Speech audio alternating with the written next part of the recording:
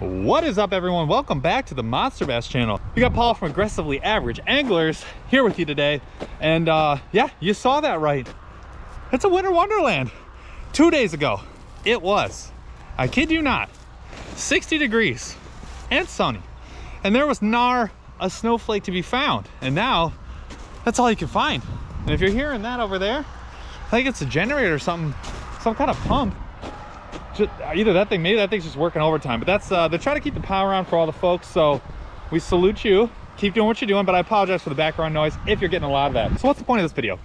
We're gonna be talking about critical accessories that you must have in order to successfully kayak fish. Now, this is just my opinion. Dudes have all different kinds of yaks, situations, ways that they fish, so take this with a grain of salt. I'm not going to get into like tools and stuff like that. I think that's very important, but today we're specifically focused on if you bought a bare bones boat, you bought a kayak with no things included, what do you really need, right? What are the absolute must-haves? Where should you spend your money, and where should you maybe try and save some money? That's what we're going to be talking about today. I'm going to stay away from brands as much as possible. I'll give you maybe what I have, and that's about it. It's just like what type of accessories and add-ons do you need, and how big of a deal is that? So this is going to be both for a new angler, maybe it's your first kayak, or maybe you just upgraded a kayak and you're like, man, I just spent like $2,000 on a boat or more, and now I'm like, I forgot I need to buy all this other stuff to make this what I actually wanted. So if that's the case, if that's you, this video is for you. Now, before I get into the accessories, the things, please, if you haven't already, like, subscribe, ring the notification bell so you can see when we post the next video, and join Monster Bass Live Thursdays, 7 p.m. Eastern, to watch Rick go live and have a lot of fun, maybe win a golden ticket. I mean, that's legit. And while you're at it, please come check out Aggressively Average Anglers. We also have an awesome live stream. We do videos like this all the time with tips, tricks, and we try and keep it really, really fun. We try and keep it fun. That's like the main goal at all times, keep it fun. So come check us out as well. All right, so the boat that we are looking at today that you are viewing right now is the Hobie 360 Pro Angler 14 foot, the PA 14 360. Now, I don't recommend that everybody buy this boat. This boat is not for everyone. There's a lot of times when this makes a lot of sense. This boat could make sense to make this kind of investment, but it's not for everybody. That is not the purpose, nor is the size. And I'm not going to talk about content creation, so you won't hear me talk about the Kayak Panfish Pro or anything like that. None of that stuff. We're going to strictly be talking about kayak fishing. Now, the first thing that I'm going to mention, and these purchases are non-negotiable. Seriously though, the non-negotiable purchases. First thing is going to be, I know this is lame, I know everyone's gonna be like, I didn't want to hear about that. I don't care. You didn't account for this in your budget, I guarantee it. PFD, personal flotation device. You absolutely, no question, must have one every single time you go out, whether it's on a little pond, whether it's in you fit one of these in your bathtub or your hot tub or whatever, hot tub if it's today, or you're on, a giant piece of water. You absolutely must have one of these. I don't care if it's not the best one. It doesn't need to be incredibly expensive. It doesn't need to be fishing specific, although I highly recommend that you invest in one that is fishing specific, and I'll tell you one in a second. But you just absolutely have to have one. Why do I recommend fishing specific? See how small this back panel is, and see this mesh portion back here? That is going to make sure that where that is going to hit you in your back is like right here. It's like the lower shoulders. And what that means is, this is your seat. That means the bottom of that is going to hit right here, and you're not rubbing this foam piece. This flotation portion is actually all up here above the bottom of the seat, or the top of the seat, not riding right here, making you uncomfortable. If you're a fisherman like me and you happen to go out maybe once or twice a week, and you're talking about a 6-8 hour jaunt per time you go out, yeah, you're gonna want that. That's a big one. There's a ton of other things and accessories and pieces and things that go with it. You just have to have a personal flotation device. What's the other thing that you happen to have? Now, this is not number two. Number one is gonna be all the safety things, so I'm gonna hit them all right now. We talked about the PFD. You'll notice I got a pedal drive. It's hiding, but I have a pedal drive. You go there. You can stay out of my way. Notice I have a pedal drive. That means I can use my feet to propel myself, which is great. Sometimes those break. Sometimes you break your leg. I don't know. Anything could happen. And there's a multitude, a host of things that could happen that I promise you, you will not foresee, especially if you're a river fisherman. Something about the river, it always gets squirrely. So what is my next recommendation? It is going to be a paddle.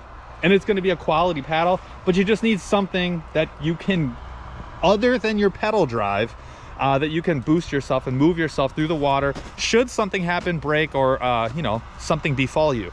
So you'll see right here, I have the Hobie paddle. It's a very nice paddle, but it's also appropriately sized. I have a 40, I think these are 42 inches wide at the widest point, which is right here where you're paddling.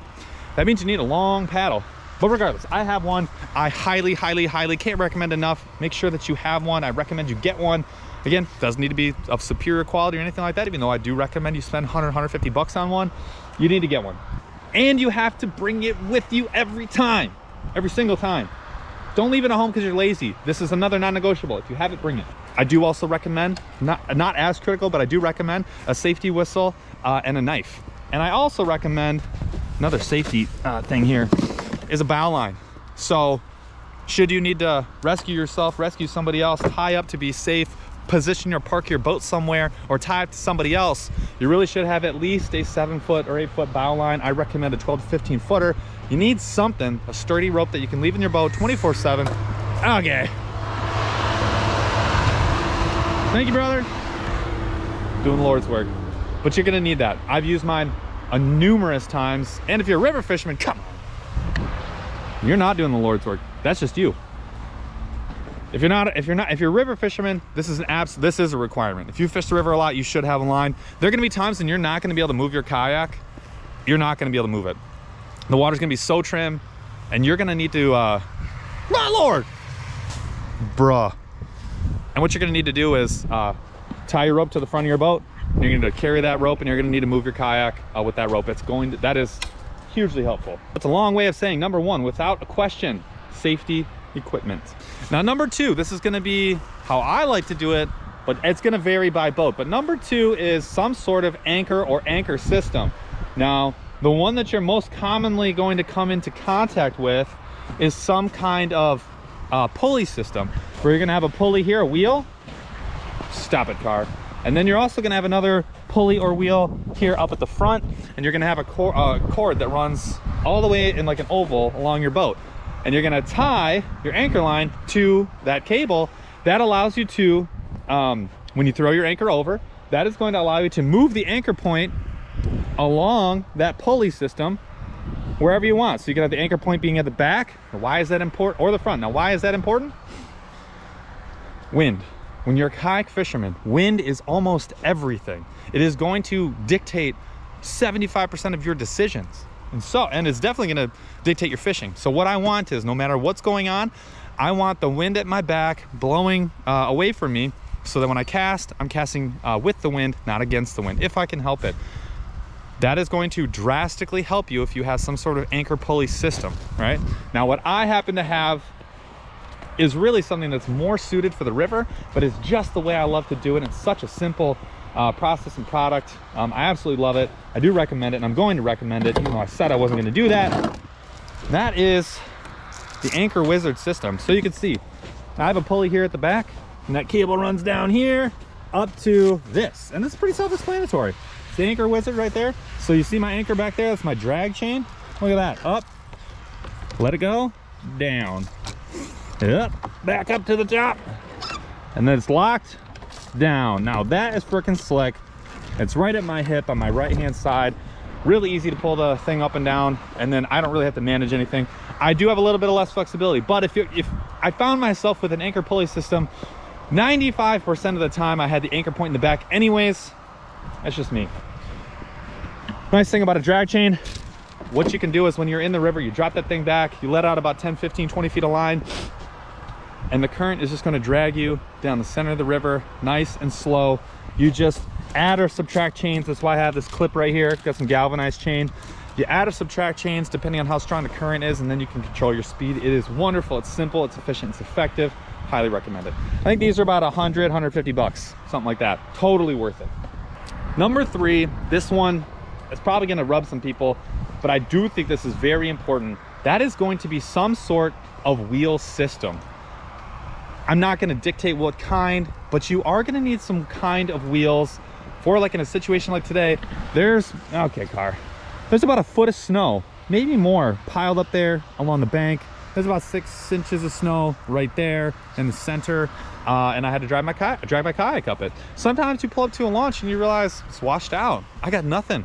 Maybe you got to walk I don't know, half mile. Maybe the park that you were gonna go to is closed and you still need to get to the water. You can get over there, but it's chained up and you're like, okay, I can walk my kayak over there, but if I don't have wheels, I'm SOL. It's code for seriously out of luck. But sincerely, wheels are so important. They allow you to access a lot of different places. I have the Boondocks landing gear system. It's pretty cool. It's got a track that you can mount further accessories onto it. These pull out and then they just tip up back this way. And then you're taking them with you on the water, but they're not inside your boat. I love that about the Boondocks landing gear system. It's also very heavy duty. Everything's metal. You can see that here, except for the wheels. But everything's metal, very heavy duty. Love that. It's also expensive and requires you to void the warranty on your Hobie kayak because you're drilling holes into it. And we don't like that, but it is what it is. But for most people, I just recommend the smallest wheel you can get away with in terms of like the total package at the most efficient cost that you can get away with. I don't like the scupper hole ones because they require you to tip the whole boat up sideways and shove like 2 posts into your scupper holes right there. I don't love that. I never have, especially if you're a kitchen sink angler. When your boat's super heavy, you're gonna hate that. And everything just topples over to the side of your boat once you pick it up. So not a lot of fun, don't love that. So I like the strap-on ones. Those are cool. Do you though? Just whatever you can afford, highest quality, best possible price, and the style that you want. But you gotta have some wheels. I find that it's gonna get you to wherever your destination is much more efficiently. You can be a lot happier. Now, number 4 is rod holders. Look, most fishing kayaks these days come equipped with some kind of rod holder. The Hobie has, this setup here where you've got your rod tubes in the front. That's becoming much more prevalent. A lot of people are looking for that. I love it, especially for traveling when it's in the back of your truck or whatever. I love that. Protects your rods very well. Okay, go, thank you. But when you're fishing, you don't always want them in there. The crates that you see a lot of days have either bolt-on accessories. We could put more rod holders. This one has them built into the corners. And I say that this is number 4 because there's actually a couple of other purposes that you may want a rod holder. So you'll notice that I have this rod holder right here and it's facing that direction. It's facing that way. Why would you ever want a rod to do that? Let's say you boat a fish, right? You catch a fish. You got the rod in your right hand, you've boated and netted the fish with your left hand. Hopefully that's how you're doing it. Now you've got this fish flopping around on the deck, in between you, and you're holding the net still, and you got your rod, and you got hooks, and you got bare feet. Maybe you got a toothy critter, you got a pike, a little demon, and it's gonna cut you up. What do? The first thing that I do is I take my rod and I put it in this forward-facing rod holder, just like that. Now what do I have? I have the line completely out of my way. I have quick access. It's basically a holster right here at my hip for my rod. I now have another hand free to grab that fish, to stow my net. I don't have a rod laying on the deck open to be broken or snagged. When I unhook the fish, I just throw my lure into the water and it's hanging right there. And then I can handle my fish, take my picture, do what I gotta do, throw the fish back. Hooray, I'm the man, best fisherman alive. And now I can grab this line right here because this is just right in front of me, right where my workspace is. Fix my lure, tie in a new lure, tie in a new leader line. All of those things are so much easier with that forward-facing rod holder setup. And this is a long rod, it's an 8-foot rod, but normally the rod's gonna be right about here at the perfect place for working all those types of things. It's one of the cheapest investments you can make, and you will use it more than almost any other one, no matter what type of fishing you're doing. I can't recommend a forward-facing rod holder enough. Now, the other thing a rod holder can do for you, that one actually pops out of its little gasket over there and can go in here, and that's what I use for trolling. I like to have the trolling mount in front of me as a kayak angler so I can really see what's going on. As a kayak angler, you'll find that it's a lot harder to go faster if you don't have some sort of propulsion, even as a pedal angler. And so you got to deal with weeds a little bit more often, like when you're doing bottom bouncing or plugs, you're running plugs. And so I like to really see the rod tip at all times to know when I've got any variation in the lure movement, so I can either speed up or slow down as quickly as possible so I don't get snagged as much. That's my number 4. That is my number 4. Now, from a price perspective, that could rocket up to number 2, but you do you. Again, it's really cheap. That's an add-on later. This is the cheapest one I could find. This is the Railblazer. I mean, it's a cheap one, but it doesn't need to hold any much load or anything like that. It's just temporarily holding a rod in place under no tension. So I love it. Last and certainly not least, but still last, is a crate. I have the Hobie H crate just because, that's what I bought. Mine's holding right now some hot dogs, some taquitos, some monsters, some camera gear. I don't even have any lures. We're going slim and trim today. These are great. They're great for when you're transporting your kayak, keeping all your lures and some of your miscellaneous items in place. Whether the truck cap is open or not, it doesn't matter. It's great. It's wonderful for storing boxes vertically, horizontally, whatever it is. It's great for storing anything that you need and keeping it as close to you as possible without sliding around, blowing away in the wind, or falling into the water. The reason this is last on my list is because you can get away with spending $200 or 180 bucks on the black pack, the new one that came out, 150 on the H crate. You can get away though with a much cheaper option, just a milk crate. The one thing I will say is get something or arrange it so that you can tie it down. That is such a huge benefit that I think people forget about a lot of times. You should be able to tie it down. Then that way it's actually doing what you want it to do.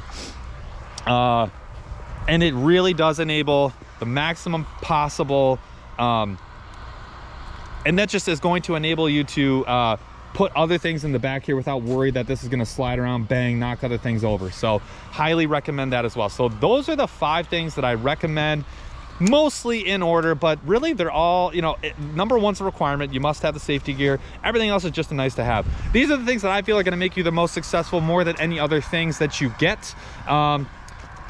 You know, there's always tools and things like that. I'm not going to cover that here. Maybe I'll do another video on that later. But leave me a note down in the comments if I missed something, or you would change the order that I gave you that in any way, shape, or form. Love to hear what other people are doing. The industry is always changing. Kayak fishing especially is just changing drastically day to day. So we'd love to hear your opinions and thoughts. Appreciate you guys so much. Thanks for checking out this video. Again, like, subscribe, all that kind of stuff, and check out Aggressively Average Anglers. And maybe you could watch the video that I'm going to film later today where I go catch no fish in 40-degree water. Thanks, y'all. Have a good day. Catch you on the next one.